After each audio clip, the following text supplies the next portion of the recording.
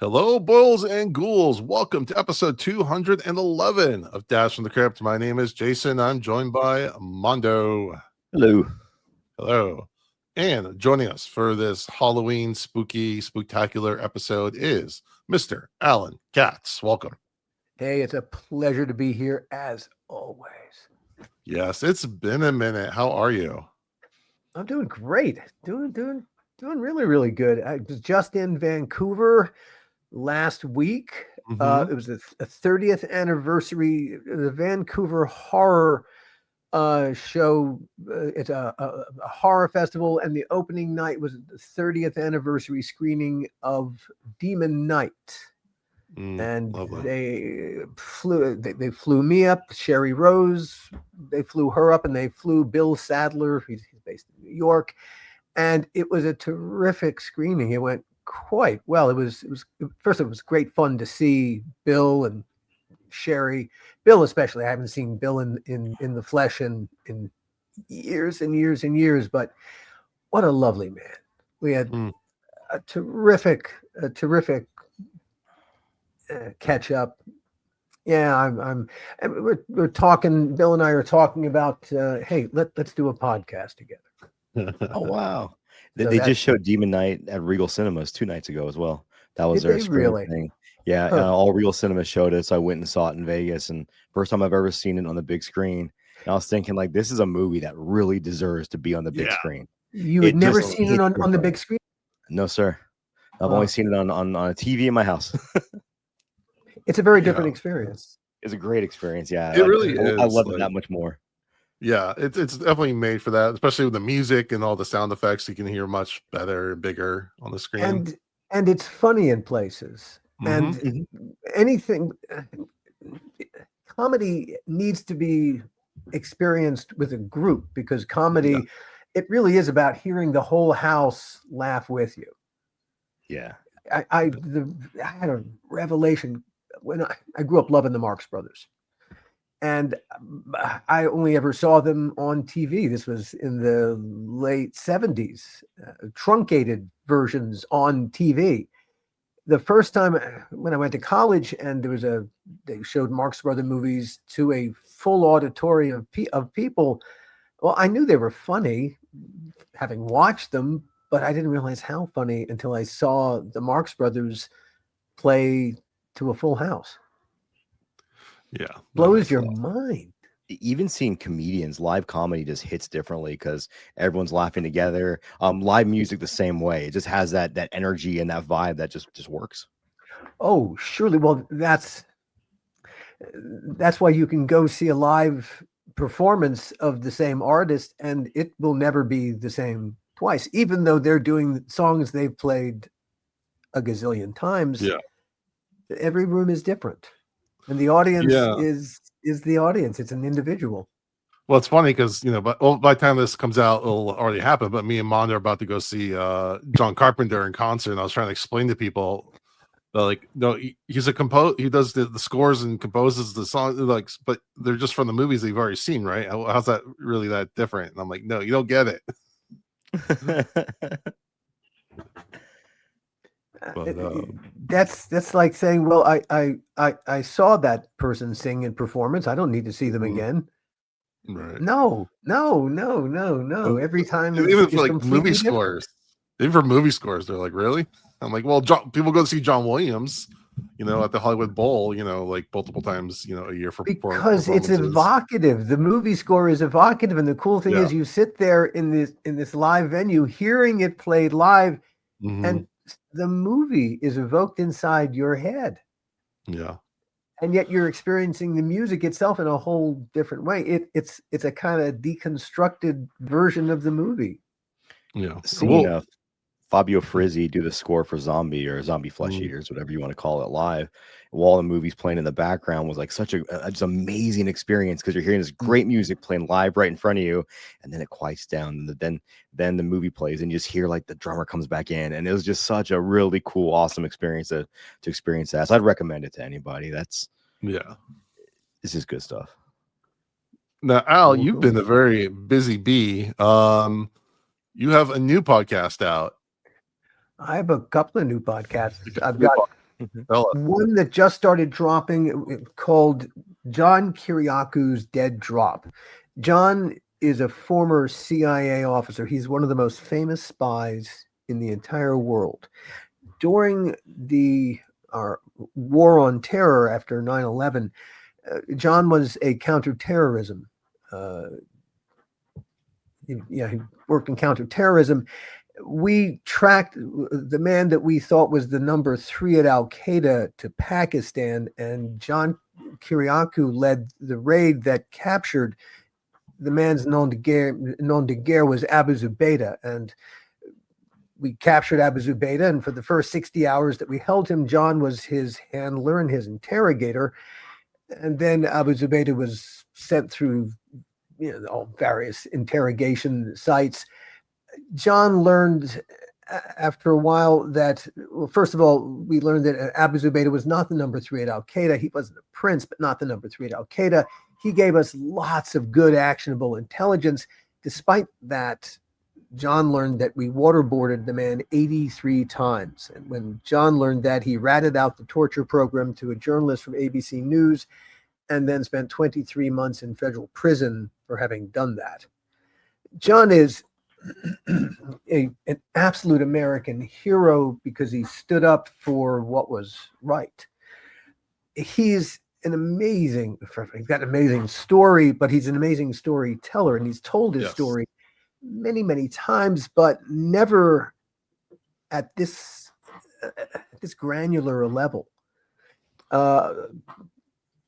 He's written, I think, a dozen books, but even his editors won't let him write at this granular level because it's hard enough to get people to read. If you try to turn this into a movie script, it's going to all end up on the cutting room floor.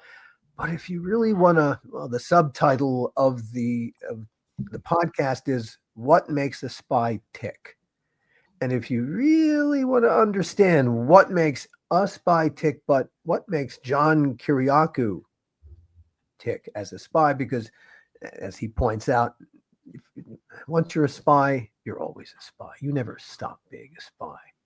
Right. And my goal was to take the audience as completely inside John's head and experience, to take you to that moment when he decides to pull the trigger and rat out the torture program, to do the right thing. I wanted you to understand that decision right down to his mitochondria. Because what a huge decision to have made. Yeah, I've gone on this crazy journey because about 6 months ago, I was just scrolling through TikTok, just one of the apps I just scroll through, when I'm bored or when I'm like coming down at night. And I started hearing this guy talking about the CIA. And usually I have a pretty good BS detector when I'm scrolling through TikTok and things like that, like when someone's just being influencery or when they're actually talking to someone of real substance. And instantly I was like, who is this guy? And he kept popping up over and over and over again. And once you start liking and watching something, it feeds you more. So I was able to piece together his story through these little clips. And then when I went to go hang with you at HorrorCon LA, you're like, oh yeah, my friend John is coming by. Oh, that's right. You met John. That's right. Yeah. Well, you had the pleasure of being. He's a lovely person, isn't he? Yeah. Well, you started telling me about this guy you're doing this podcast with. I'm like, this sounds a lot like this TikTok random person on my feed. And it's the same guy. And I'm like, oh my, it was really surreal. You don't usually see like some person off that, you watch a bunch of TikTok videos in the flesh, you like shake their hand and, sit and chat with them in the middle of a horror convention. Yeah. And he is an amazing storyteller. He's an amazing, no, you had the experience. I can listen to him talk. Yeah. Now, you've had this experience in the flesh, and he will tell you a story, and the people that he is interacting with are the biggest people on the planet. Well, he worked rubbed elbows with presidents and prime ministers and kings, and he tells these stories without the least affect. Yes. And I listened to the first episode, and again, he's talking about his family, where his grandparents are from, and I love hearing these old world stories about his grandfather, who was illiterate, who was a sponge diver in Rhodes. It's great stuff. I trust me. Anyone that listens to it, you'll instantly want more. It's really, really good. I'm Not blowing biased. smoke. I'm biased, but the second episode is even better. Ooh. I'm sure it is. But yeah, I love when you can actually get to what makes someone who does something spectacular. Where do they come from? What's the brew that makes this person? My goal with this podcast is to tell John's story, like I said, on a granular level. Yeah. And the details at that granular level are mind-blowing.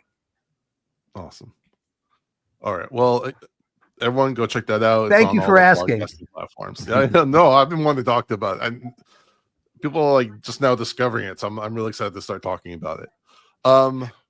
It has gotten great response. I'm so thrilled. One watches one's numbers as one does. I've never had the pleasure of watching numbers like this before. It's woo, like we had an 850 the day that episode 2 dropped. We had 850 listeners in one day. That was gratifying. That was gratifying. So yeah. Thank you for asking. Sure. All right. Just to do a little bit of our own housekeeping. If you go over to the Dads of the Crypt, we have a Patreon and we have bonus episodes you can watch there. We have mini reviews on the Weapons, Companion, Strange Darling, the first episode of The Simpsons Treehouse of Horror, Ichi the Killer, and now we have a new one for The Ugly Stepsister, one of my favorite movies of this year. We also have a poll where we want to know what you, the listeners, want to hear from us. What kind of content you are enjoying, what you'd like to hear more of. So we have a poll on our Patreon. You don't have to pay any money to do the poll. You just have to sign up for the Patreon at the free level just to have access to the poll. So please, I know a lot of people that are listening are not Patreons. That's fine in this economy. I don't blame you, but this is completely free and we want to hear from you. So if you enjoy the show, let us know what you'd like to hear more of. So please go check that out.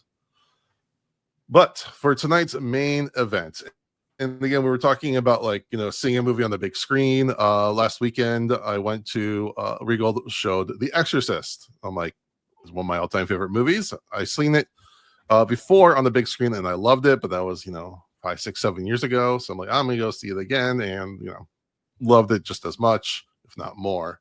So I get to decide what we're watching the show, at least on a high level. So here we are. It's Halloween. What better movie to talk about than The Exorcist? Came out December 26, 1973. I love that they released it the day after Christmas. That's some excellent marketing. Jody's not here, and we didn't think about doing a synopsis. So we're not who doesn't prepared. know what The Exorcist is about? I think I know it well enough. So The Exorcist actually begins in Iraq. And that's one of those things that I think a lot of people forget about whenever they watch this movie, this whole opening scenes. And it's one of the things that I watched this movie many times throughout my life, when I was much younger, and there's different parts that I appreciate more then than now than then. This part I didn't used to like. I was like, this is boring, this is weird, I don't get it. But now it's one of my favorite parts of the movie. So we start off at an archaeological dig in Iraq. There is Father Marin, an elderly archaeologist, priest, not quite Indiana Jones yet, but he's of that type. He's like elderly Indiana Jones. They find some odd artifacts, especially one that looks like some sort of demon head. It's kind of like a reptilian head, buried, and you can tell he's shooken and disturbed by this find. And he goes to a cafe, and there's this great juxtaposition of this modern white guy, worldly guy, in this ancient city surrounded by people. It's very out of time, and it's just very foreboding. He is walking around the city. He sees people just kind of looking at him, and is almost run over by a carriage. It's very tense. He goes to one of the embassies, I'm assuming, or some sort of museum, and he tells them that he needs to leave. And before he does, he goes to visit one last site, and he sees a big statue of a demon.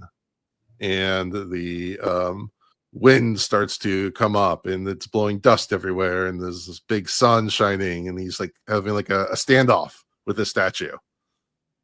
And then we cut to Georgetown, just outside of Washington, D.C., and we meet the McNeil family. There's the mother, Christopher, or just Chris McNeil. She's an actress who's in DC filming a movie. She has her daughter Reagan, who has, I think, I don't know if she's homeschool or she has a babysitter. I'm not entirely sure what that situation is. She's 12 years old, and she's got some housekeeper staff with her, and she's kind of going about her life as a working actress, working on the movie. And then we also meet Father Karras. He is a younger priest. He is a psychologist or psychiatrist, I think is actually the term. Yeah. At the local school. And he's having a crisis of faith. He doesn't know if he wants to be a priest anymore. He's devoted his life to the cloth, and then they sent him to like Johns Hopkins, and I think maybe with Harvard, they think they said at one point.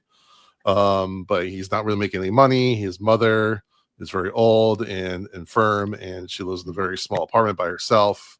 And she eventually has a fall and has to go to a hospital, but he doesn't really have any money to take her to somewhere, so they put her in an asylum. So he's very conflicted. And at the same time, back with the McNeils, Reagan starts to act somewhat odd. A lot of this is kicked off by it's Reagan's birthday, and I guess her father and mother, they don't think they're divorced per se, but there's some sort of separation. He's abroad, and he doesn't call her on her birthday, and the mother's very upset, and she's like yelling and screaming, and Reagan overhears this, and you can tell that she's upset about that as well. But Reagan starts to act more and more bizarre, having violent outbursts and yelling obscenities at people. And the bed is shaking, and there's strange noises in the house. Reagan starts taking her to the doctors. They do all kinds of procedures, which they show in very graphic detail, including a spinal tap. They think it's a lesion in the brain is causing her to act bizarre. But the more tests they do, it keeps contradicting all their theories. So they send her to a psychiatrist, they send her to a hypnotist, and she just acts more and more violent and is like self-harming in different ways with different things. And yes. And eventually they say, do you have any faith? And she says, no. Well, there's this thing called an exorcism. And at least from the medical perspective, it's not that the doctors believe in the faith, but they say if someone believes that they're possessed, then possibly the only solution could be a ritual to allow them to go through the process of being unpossessed, being exorcised. So Miss McNeil appeals to the church. They have Father Karras do an investigation where he meets Reagan and has to, determine whether she can speak a language she's never known before. The stuff that now is commonplace in possession movies, this is really the thing that kind of, I'd say invented it, but made it common knowledge. Yeah. So the church decides that they want to have, they think exorcism would not hurt, but they want to have Father Marin come back and do it with Father Karras assisting. Father Marin had done one before in Africa that took a month and almost killed him. So Father Marin comes and they perform the rites of the exorcism. There's this very dramatic scenes. I'm just going to skip through, but we'll get into that part. But in the end, Father Marin has a heart attack, and Father Karras is so upset that he grabs Reagan and tells the demon to take him instead. The demon jumps into Father Karras, and Father Karras, as he's possessed, is reaching for Reagan to like strangle her.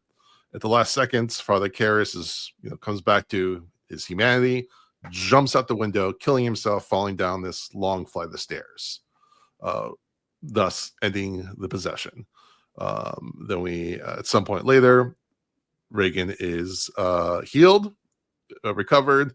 She has no memory of anything that happened, and Chris and Reagan are leaving to go home. They run into Father Karras' friend, Father Dwyer, and Reagan has a moment of recognizing that he's a priest and gives him a kiss on the cheek. And end of movie.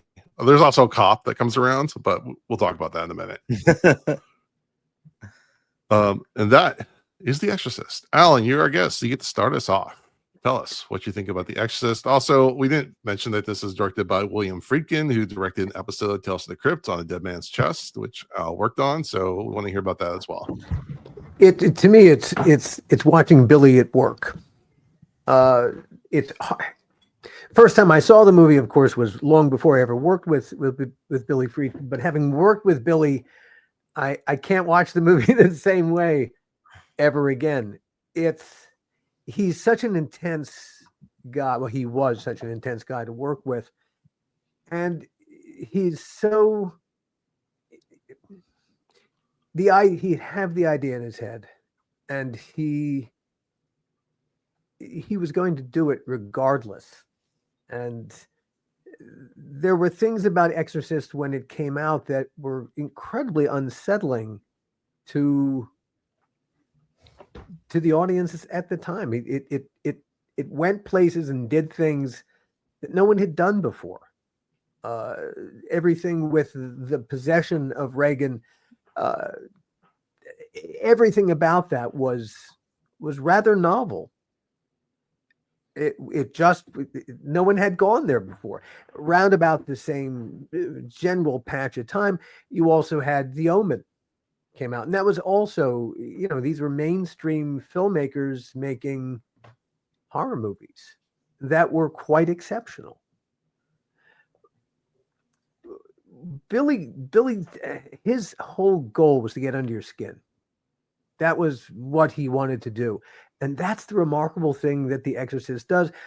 Lots of horror movies, they're working at the icing level.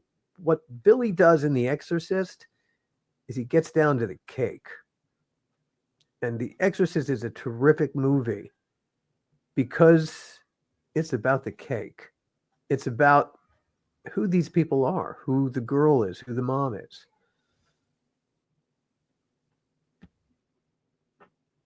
It was a remarkable horror experience early on, simply for the novelty of Billy's approach to telling that story.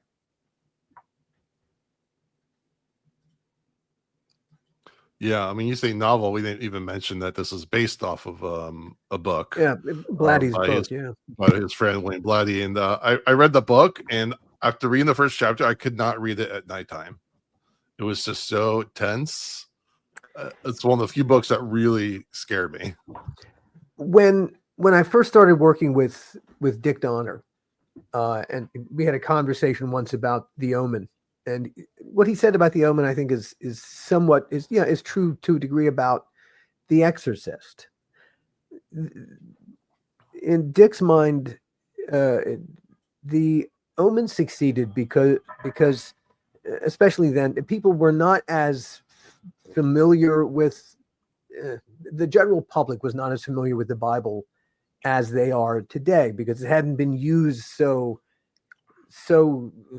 religiously by horror movies as the basis for their mythology. But The Omen, by using the book of Revelation, it told this horrifying story, and then people would go home and they'd find their family Bible and they'd flip it open to the last book of the New Testament, and holy shit, right there in the book of Revelation, the stuff from the movie, the horror from the movie was inside their house, inside the family Bible. And that had a profound impact on the audience's buy-in to why it was horrifying. It was like a revelation. It was baked into their religion. Well, The Exorcist worked exactly the same way. And even if you weren't Catholic, it still it touched a lot of those religion nerves that other horror hadn't.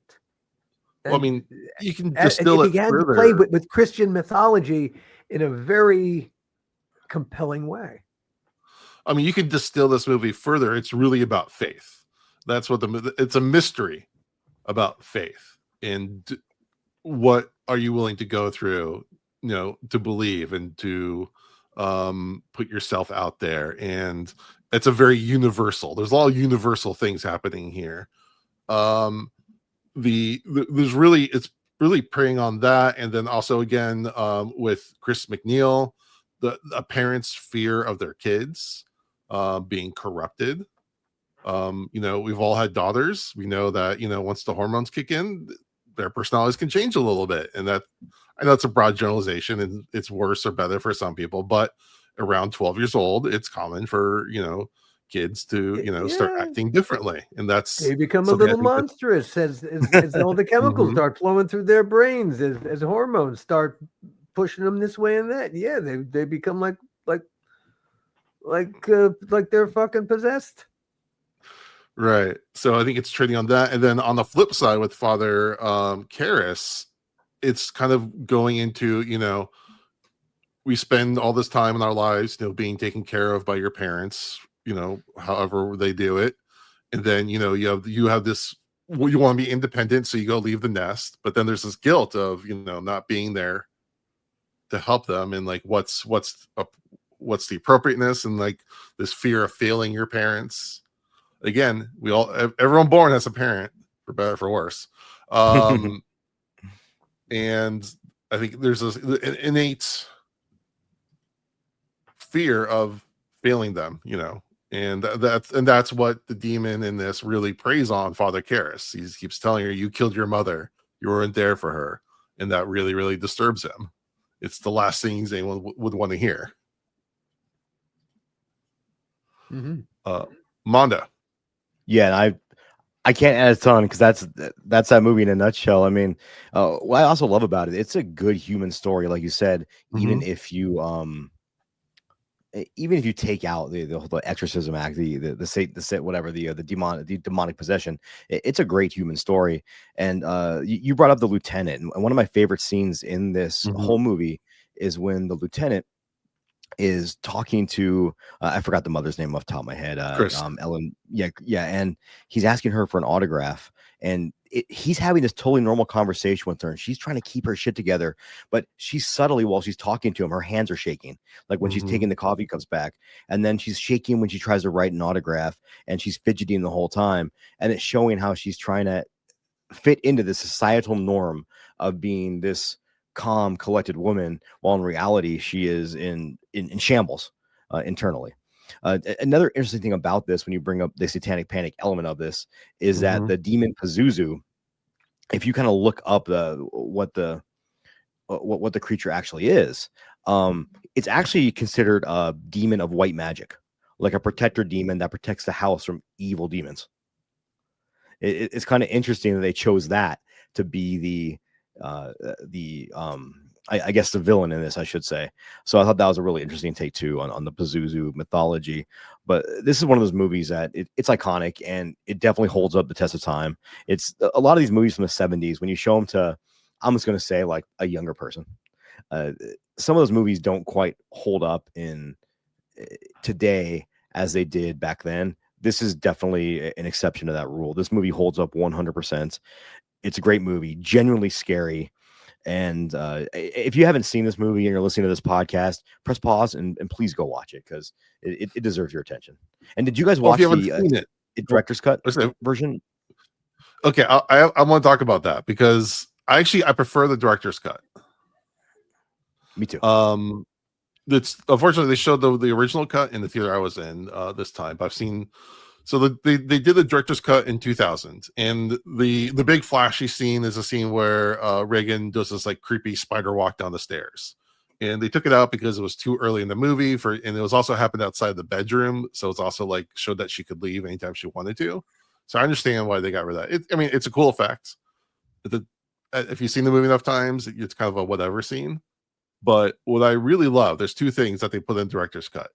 In the middle, when they're taking at one point, first of all, for a movie called The Exorcist, the exorcism is only like the last 15-20 minutes of the movie, which I always think is like kind of the restraint in that to build up to this sequence is pretty amazing. But anyways, there's a scene where Marin and Karis are taking a break, and then Karis asks Marin why this girl, why are they doing this? And Father Marin says to make us doubt, to show us that, to make us think that God doesn't love us by allowing this to happen, to show that we're just pieces of filth and flesh, which I think is like a really profound thing. And then there's in the original of the movie ends with Father Dwyer seeing them off as they're leaving, and he just kind of walks away. In this one, Kinderman shows up again. And Father Dwyer's like, "Oh, you just missed them." And Kinderman asks, "Is the girl okay?" And Dwyer says he's okay. Yeah, everything's fine. And then Kinderman has like the same conversation he has with Karis about going to the movies. He's like, "Oh, I get all the great tickets to the movies. You want to go see a movie?" And Dwyer's like, "Oh, who's in it?" And Kinderman says, "Blah blah blah blah blah." And Dwyer's like, "I've seen it." The exact same thing Karis says. Yeah. And then they kind of laugh, and then I think they go to lunch. And he's like, "Have you had lunch? Let's go get lunch." So they walk off. Which just gives a little bit more to the Kinderman character, which again is a little bit underbaked. You don't really need him. He definitely ratchets up the tension with that scene with Chris McNeil you're talking about, but he doesn't really serve as much. Another interesting piece that you brought up is the deleted scene where they talk about, and the goal of the demon in this is to kind of, he said, test the faith of these religious men, and I'm gonna use Demon Knight as an example. One of my favorite lines in Demon Knight is when Billy Zane says, "I've never brought a Demon Knight to the other side before." To him, more important than killing the Demon Knight is potentially turning this Demon Knight to come join him on the dark side. And I think that's a fantastic line. And I do wonder if, because I've never been a religious person. Well, I was raised Catholic, which turned me to be non-religious. But I'm not a religious person. I'm not a believer. But I've always had a really, really soft spot. I love religious horror because it's built upon history. Realistically, it's built upon texts that people truly believe in. And I think when you lean into that, it can be to really great effect, or it can be something that it becomes like The Conjuring 2, which leans heavily into faith, but it becomes almost a commercial for the Catholic Church. And this never does that. It leans into faith, but it never beats you over the head with it. It's just, at the end of the day, it's still the battle between good and evil. Yeah. Mondo, you hit on the head with the collector, because I mean, I think that's the collector could have easily killed Geraldine and been, taking the key, and he could have, had his way, but he got greedy. And that was his downfall. And I think the same thing happens in this movie. The demon wants Father Karras, and he wants to kill Father Marin, because at one point he's asking, even crying out for Father Marin when they're playing the voice backwards. But he knows Karras is having this crisis of faith. He's like, taunting him the whole time. So Father Karras tricks the demon by inviting him into himself. And the demon could have easily stayed in Reagan and, gotten Karras to kill the demon out of rage, and he could have won that way. But Karras tricks him by saying, "Come into me." And the demon can't resist the idea of possessing a priest. Classic hubris. The classic Shakespearean hubris, yeah. And but what the demon can't comprehend is that Karras would sacrifice himself by committing a major sin, by committing suicide, which is a huge sin in Catholicism. But the devil can't conceive of that kind of sacrifice, that selflessness. And it's in that moment that Karras wins by, quote, losing. But he proves his faith. So where does he go? Where does he go? Does he get to go to heaven after that, or? Well, he reads his last sequel, didn't they? Well, we don't talk about we'll talk about the sequels in a minute, but yeah, yikes. Well, there's an interesting thread in there I want to talk about. But personally, I'm pretty sure they did a Leslie Nielsen parody of this movie called Repossessed. Yes, And I think it's in the 80s, early 90s. I'm pretty sure I saw that before I even heard of The Exorcist. I did I'm too. pretty sure, I think it was just on Definitely. TV randomly, and I'm just like, what's this zany movie? I swear I Uh, saw it like on an Up All Night with Rhonda Shear or something like that. yeah, something like that. And I had to ask my parents, what's The Exorcist? And they're like, oh my God, this movie is like insane, yada yada. And like I remember seeing it when I was like in high school and stuff. Actually, I think one night my parents were out of town. My friend come over, went to a bunch of movies. My sister, who was younger than me, I was babysitting, and we watched The Exorcist. Like the first time I really sat down and watched it. And that scene where they like you see "Help Me" written in her chest freaked me the fuck out because I'm like walking by my sister's room, she's asleep, and I'm just like, I was so scared. But I think again, watching the movie, the first half I was a little bored with, and like once you get to all the possession stuff, you're like, oh, that's some cool, crazy shit. But now, like, yeah, I definitely love that stuff. I appreciate it. But it's the first half. The whole again, the Iraq scene is just, I think it's really again, we're setting up the concept of these old world mysticisms, these old world ideas Yeah. in our world. So it's almost like he's a time traveler coming from the old world into the new world. Again, for a movie going audience, that like the idea of possession was not something they could really conceive of. It was just like a little something, was a myth.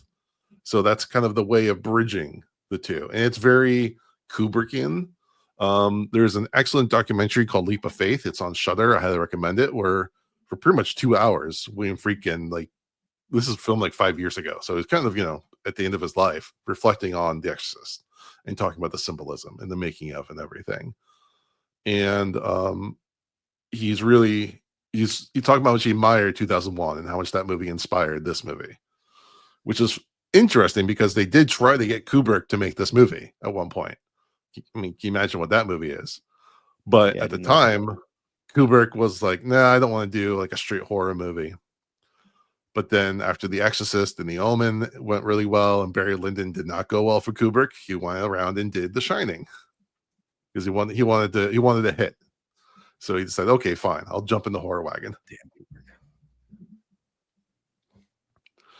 So there's so much in the behind the scenes about this. A lot of the priests, especially Father Dwyer, were real life priests, so they didn't quite know how to act. So for Father Dwyer, for the scene where he's giving the last rites, he wasn't giving the take that Freakin wanted him to. So Freakin took him to the side and said, do you love me? He says, yes, I do. So do you trust me? He says, yes, I do. He slaps him across the face, shoves him from the camera, and says, action. So when you see him like shaking, this like really emotional reaction, he's like full of the adrenaline of just being hit in the face. And afterwards, he thanked them for it. He says, "There's no way I could have gotten there." I mean, it's all different. Thank you. Can I have another? Yeah, I mean, it's just a different era. Like again, one of the biggest jump scares I think in all film is where Father Karras is listening to the recordings in his dorm room, and the phone goes off and he like jumps. But that wasn't a phone in real life. That was a rifle being shot that scared him because they wanted to get the biggest jump they could out of him. See, that's very, very Billy. Billy, he wanted real. He didn't want people acting at key moments. He wanted them being. When he did his episode of Tales from the Crypt, it's about garage bands and the music business. And he wanted to put together a group that was actors who could play, who would form, for the purposes of the episode, a band. And he wanted them to record the music, the song that they ultimately performed. He didn't want to record it in advance and do playback and have them miming their performance. He wanted them to perform. And at first we resisted. We said, oh, that's going to be so much more complicated. The sound will be kind of. He said, I don't care. He said, I don't care. I want the performance. I want the raw. I don't want them pretending. And it works. It everything. Yeah, Billy was, when he did Crypt, he was really excited. You know, Gil had lunch with him before he did the show, and Gil explained that everyone got 5 days of prep and 5 days to shoot, and there were no exceptions. That included Billy Friedkin. That he was not going to be an exception to how we did the show. And as Gil explained, it's not like we have a ton of dough. Hey, Billy, we're paying you scale plus 10.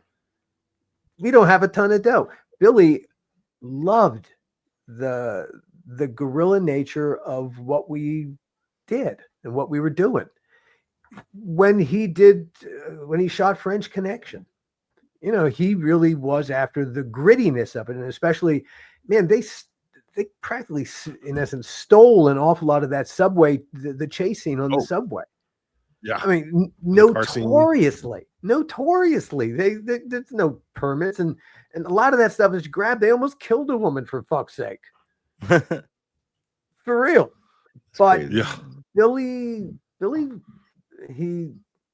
he made his movies on the edge whenever he possibly could, because that's where you would get some real, look at Sorcerer.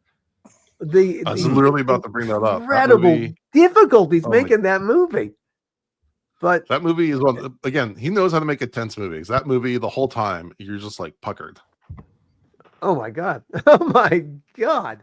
But Billy got really the performances he wanted because he was quite willing to do whatever he needed to do on the set. If he had to slap someone, well, he couldn't do it now, but yeah, he was not above doing anything it took to make them not act for the camera, but to be. Mm-hmm. That's what he wanted. And I mean, poor Linda Blair. I feel so sorry for her. She's the one person I had a not great experience with at the convention. She was just a really short and wasn't in a great mood, but I give her all, like, she gets a pass for everything. Like the fact that of what they put her through for this movie and then how the public treated her afterwards. Yeah. And being a child actor and star is hard enough, but being in such a controversial movie, it's got to be awful. Because they actually had her do and say literally all those things, and they even dubbed over her voice. And speaking of Billy Game, the performance, they had this actress, Mercedes McCambridge. Yeah. And she said, "I can do this, but to do it the way I think you want, I have to drink whiskey and drink raw eggs, and I'm a recovering alcoholic. So this is what I propose we do. You're going to pay my 2 priests to come out to Hollywood with me to the studio. You're going to tie me to a chair, feed me the whiskey and the eggs. We'll do the takes, and then I'll untie me and I'll go to my priests."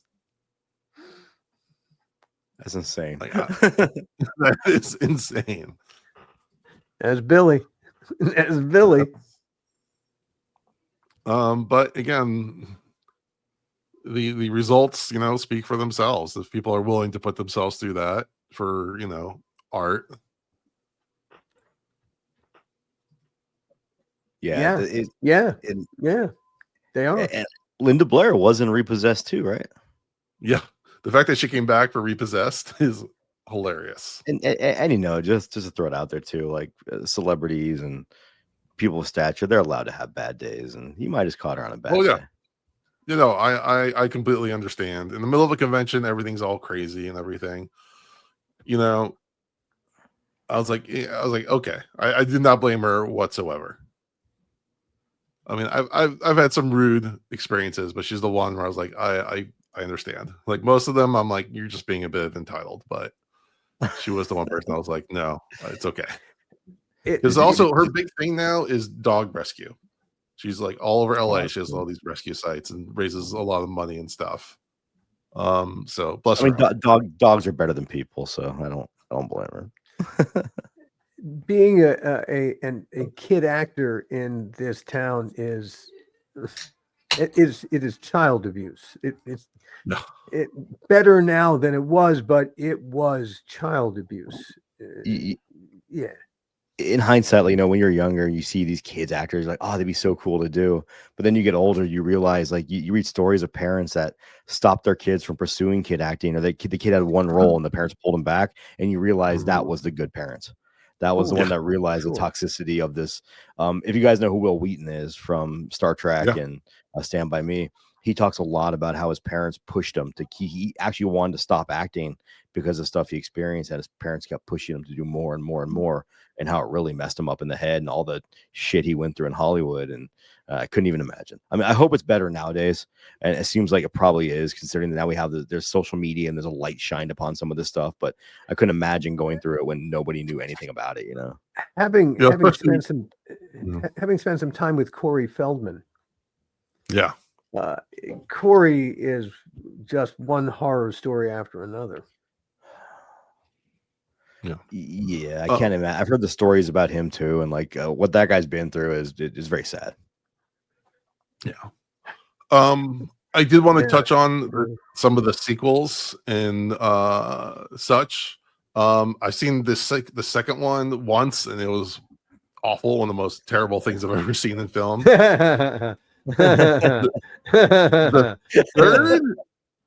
The third one is a good movie, but it's not a good Exorcist sequel. I'll just put it that way. I can respect that. I really do love the third one, but I can respect that. The third one has that one jump scare that's just iconic at this point. Yeah, it's an iconic jump scare, but the whole fact it centers around the cop character, and he talks about how Father Karras was his best friend, and he's still like upset about it. Really always rubs you the wrong way, because he only had like 2 scenes together in this movie, and so the rest of his life has been like centered around that. So what's worse, Exorcist the Believer or Heretic? Which one's Heretic? That's number 2. Oh, okay. So we're not there yet. So then they try to do. We're getting there. Okay, I want to make sure. They try to do some prequels around 2000, 2001, and they filmed one of them, and then they said this isn't good enough, so they actually refilmed most of it. So we have the beginning and Dominion. And they're not great on any real level, but it's interesting to see how someone could make the same film 2 different ways with like 2 different directors, but the same cast and crew and everything. So it's an interesting exercise in filmmaking, I thought. Now, The Believer, I think, is a decent possession movie. It has a great trailer. But it is a terrible Exorcist sequel. It fails on that level. So I would give it the edge over to The Heretic purely on that level. Because like if you took all the Exorcist parts, the parts that tie it to the original, it's a decent possession movie. I would be mad at it. Okay. I couldn't say that. I couldn't make it through it. Like, bless David Gordon Green for that 2018 Halloween, but that's about it. Yeah. I do want to shout out though, the first season of the Exorcist TV show is excellent. It's easily the best Exorcist sequel. I don't want to ruin any bits of it, but it is. If you're a big fan of The Exorcist, watch the first season of the show. It is very worth it. Did you watch season 2? I didn't watch season 2. I just didn't have time. Okay. I didn't either. I don't know if it's bad. I just never watched it. I heard it doesn't really have anything to do with the first one's plot. It just takes a couple of the main characters and they go off and do another thing. Disappointing. We talked about Repossessed. We talked about Leap of Faith. Excellent documentary. If you happen to be in the area where it's playing, there's actually an Exorcist rock musical called Exorcistic. And it is fantastic. I have never had that much fun at a musical. Really? Okay. The soundtrack is on Spotify, so you can go check it out. Highly recommend it. It's really funny. Is that a Los Angeles thing? Is that a Los? It wasn't Los Angeles. I think it's in. I lost track, but I think it might be in New York. I knew they were doing some in San Francisco. Nothing cool comes to Vegas. I know. Maybe it comes to Vegas. They have like a Broadway rendition of like kind of like All That Jazz, but with Your Mother Sucks Cock in Hell. Oh God, is the name of the song. I love it. Just to give an idea of the wavelength this movie's on. I love it. The SNL of their very first season did a very funny sketch with Richard Pryor and Chevy Chase, and I think it was Lorraine Newman played Reagan. It was hilarious. I think they changed it to "Your mother knits socks that smell," Yeah. and "Your mama eats kitty litter." I think were the demonic put downs. Yeah. I did the other week. Okay. Good. No, the other week I did for our song of the day, Ozzy Osbourne, Bloodbath in Paradise, a song they did. If you listen to the song, you can play the record backwards. It was kind of during the Satanic Panic, and it was something like your mother sells whelks in Hull, which are like basically your mom sells snails in this small English town, which I always thought was Hull. Yeah. That's hilarious. Sells whelks in Hull. That's funny. All right. Again, I can talk about this movie for hours, but it's a blueprint movie. It's like the way that Jaws defined that kind of movie. No movie has ever quite, changed the genre, or every movie of this genre, of this type of subgenre, owes to this movie. Absolutely. Without question. This was like the blueprint for religious horror. Yeah, exactly. It said it could exist. It didn't exist before this. Mm-hmm. The studios would never have gone into this subject matter because they would have been terrified of the Catholic League complaining to them. And there were underground movies that flirted with it, but none that went this far. No, not a Warner Brothers movie. No, nothing mainstream. No, nothing. It certainly helped that it was based on a book, because if Blatty had just written the screenplay, it would never have happened, because the studios would have just been too fearful. But because it was a book, and a very successful book, well, that's easy. It's these risk-averse executives, it was almost guaranteed to have, at least it was going to open, because it was a successful book.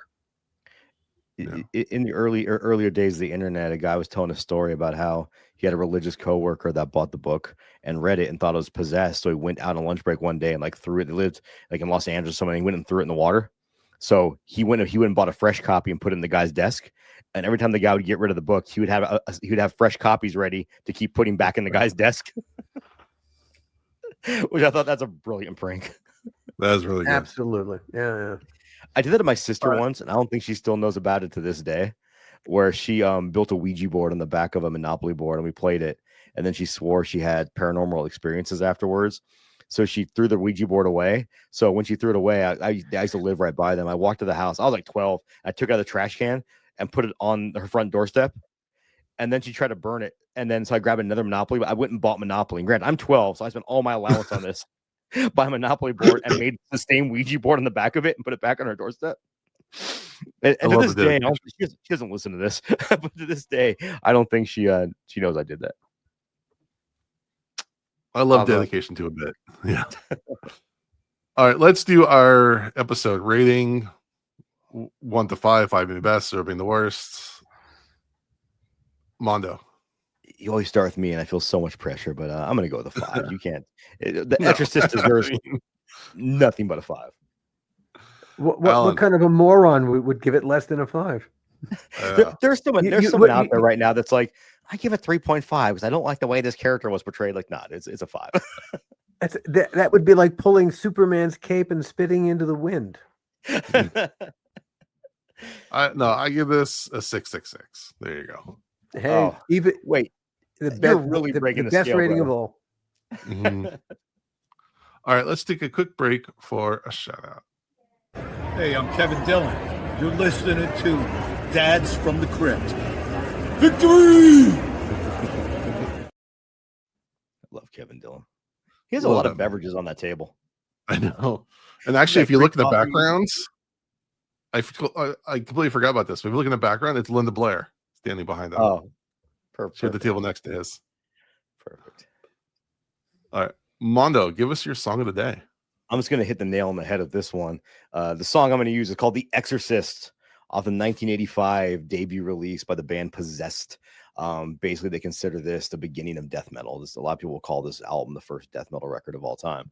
And the first song is called The Exorcist. And it actually starts with the intro, with the Tubular Bells intro, which is one of the most iconic pieces of horror music ever. And it's so cool. Like when these artists, and again, I'll use John Carpenter as an example, Bernstein, or even the Candyman theme, these beautiful pieces of music that if you didn't hear it with the horror backscape or know where it came from, you would just listen to it as a beautiful piece of music.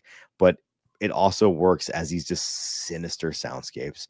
So the song and the whole album begins with the Tubular Bells, and then it becomes a thrash / death metal classic. So one of my favorite records of all time. It's one of those albums that's like universally loved by the metal community. And if people don't like it, they're just being pretentious. Much like The Exorcist. If people don't like it, they're just being pretentious and trying to be smarmy. So The Exorcist by the band Possessed off the 85 seminal death metal record, Seven Churches. Nice. And actually, I didn't realize this till relatively recently, but Tubular Bells wasn't made for The Exorcist. It was existing beforehand. Oh, really? I did not know that. Yeah, so that's like pretty cool because he like went to Bernard Herrmann, the guy who did the Psycho score. Bernard Herrmann. Bernard Herrmann, thank you. And he's like, "Oh, this movie's terrible. You have to cut the whole Iraq part and do this and that and that." And William Friedkin was like, "No, thank you." So we got a friend of his who was a composer to come in and do it, but he didn't like that one either. So then he just started picking out pieces of music that he liked and just started inserting them into places, and that's how a lot of the score came to be. Damn, he picked some bangers, so good for him. Yeah. All right, Jody's not here to do horror news, but there is one trailer I saw just like an hour or so ago. I never thought I'd see this as a sequel, but there's a sequel to Troll. What year did that come out? Like 2010s? I'm not prepared. I don't know, but it's like this crazy Norwegian horror movie that's kind of like horror comedy. No. You're thinking of Troll Hunter? Is this a sequel to the Troll Hunter? I think it is, or something. It's Troll. It's a movie called Troll 2. I'm assuming it. I thought it was a sequel. That's to exactly what it is. Holy crap! It's like Troll Kaijus battling it out in Norway. Yeah, I thought it was going to be a remake of the Troll 2 movie from 1990. No. No, this is like Troll Kaijus. It's like King Kong versus Godzilla, like the new ones, but in Norway. And they have a mecha troll. Oh my god! The movie Troll Hunter is fantastic. I love that movie. This looks ridiculous, and I'm all for it in the best ways. And it's coming out like in December. December 1st. December 1st on Netflix. I'm really excited. It looks so big and dumb. Mads Mikkelsen is in it, at least for has something in it. I love that guy. So I haven't watched a trailer, but I saw the picture. I saw someone posted that it existed. I thought it was a remake of like the horrible 1990 movie Troll 2. Yeah, because that movie got so much fanfare for being a terrible movie. I did not realize. Why can't they call it Troll Hunter 2? That'd make more sense. Anyway. I don't know. Yeah, but oh my god, it definitely was not on my bingo card. In some comic book stuff, the Hello Darkness series, which is another anthology horror series, they are doing their Hello Halloween. So if you want to check that out, your local comic book store. Also, the new season of Creep Show came out in comic book form, and the new issue just came out too. If you're listening, we're recording on the 22nd, so it came out today. I didn't get a chance to go to my comic book shop today, so it's my I feel like my Wednesday was kind of thrown off. Yeah.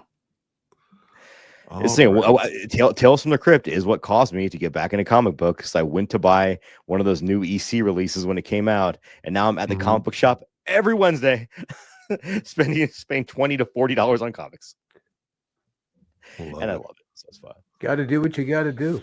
Hey, they pull me back in.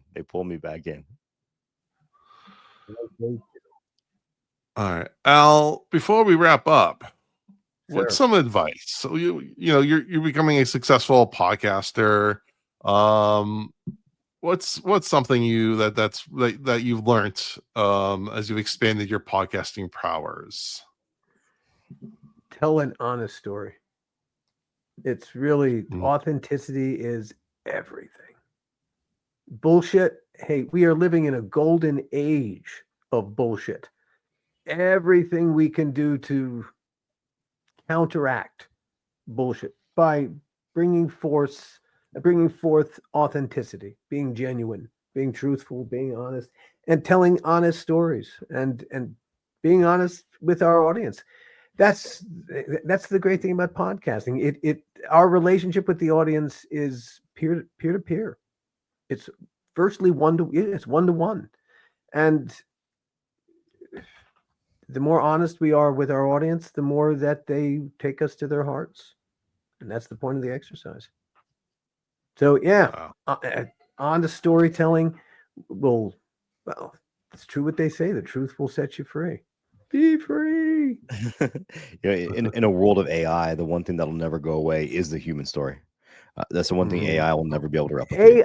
There's stuff that AI can't. Human beings, we are by our nature extremely metaphorical. We express ourselves in metaphors. Metaphors, you are taking two things that really are not related and you're comparing them to each other. It requires, it's an experiential thing. Hey, that sunset is like a basketball. Well, that's something that a human being can do, but AI doesn't know how to compare those two things because it's never had an experience where it could compare those two things and see some kind of, wow, I see how a basketball is like the sunset. AI can't do that. Human beings, just by our nature, we're always being metaphorical, and AI absolutely can't. You want to have some frustrating fun? Go try to have AI start telling it to visualize metaphors for you. It can't. It's literal. It's literal. That's its bread and butter. The literalness, everything. It can register everything, I guess, in essence, but only literally. It can't have human experience. Hey, it will never be from a mother born. And that all by itself, the process of being born from another human being, that's an experience AI cannot have. It can describe people's experiences, but it can't have the experience. And it ain't never gonna die. And not having that at the back of its mind, it cannot duplicate our experience of being and knowing that someday we will not be. That colors so much of what we do and who we are. Yeah, AI can do a lot, but at the end of the day, it can't duplicate us. It can't. Wow. That is the note to end this on. That was great. Thank you. All right. Al, thank you so much for coming on. Always thank you for having me. It's always a pleasure to sit with you guys. Holy cow. Likewise. Do this more often. We should. Yeah. Where can people follow you and all the great stuff you do? Well, like I said, the most recent podcast, John Kiriaku's Dead Drop, available wherever you find your favorite podcast. There's also Just the Photographer with David Swanson, which is another relatively new podcast. David Swanson's a Pulitzer Prize winning photojournalist who's been to war zones from Bosnia to Afghanistan to Iraq, natural disasters from Katrina to earthquakes in Haiti to the wildfires here in Los Angeles. And his podcast tells the stories his pictures can't. What it felt like to stand in all those dangerous places taking those extraordinary photos. Again, it's my goal in the podcast that I make is to tell human stories you can't hear anywhere else. You can find these all at costardandtouchstone.com. Costard and Touchstone is my company. Costard and Touchstone. In my very brief acting career, I appeared in 2 Shakespearean plays. I played the part of Costard in Love's Labour's Lost and the part of Touchstone in As You Like It. Both Costard and Touchstone are wise fools who speak truth to power. And that's what our podcasts do. So costardandtouchstone.com. Like you said, John Kiriaku's Dead Drop, Just a Photographer with David Swanson, wherever you find your favorite podcast, plus lots of other podcasts. I've got 6 out now and another dozen in various stages of production just about to come out. So a lot of shit's happening. Love it. I played Polonius in Hamlet, and now I feel like my body feels older than Polonius, so it all worked out. See, there you go. Hey, what kind of production of Hamlet? That must have been a blast. It was a high school. It was a high school. Yeah. It doesn't matter. It does not matter. But I had a great time. You still did, yes, but you still did it. It's an amazing experience to perform. Yeah, it's a life-changing thing. The episode of Tales from the Crypt, the Hamlet episode, is the one that made the Macbeth episode. It was Macbeth, right? It was the one that, or it was a Shakespeare episode, I should say, is the one that made Jason respect me because he realized, holy crap, this weird guy knows Shakespeare. There you go, man. See, make you stand out. All right. Well, we appreciate everyone for listening. We would really appreciate it if you would give us a rating or review on iTunes, a rating on Spotify, a like and subscribe on YouTube, and follow us at Dads from the Crypt Talk on TikTok. And with that, we thank you for listening to Dads from the Crypt, and have a happy Halloween. Follow Dads from the Crypt on Facebook, Twitter, and Instagram, or I will follow you to the grave. No, seriously, you really should watch. But be careful what you ask for. You may get it.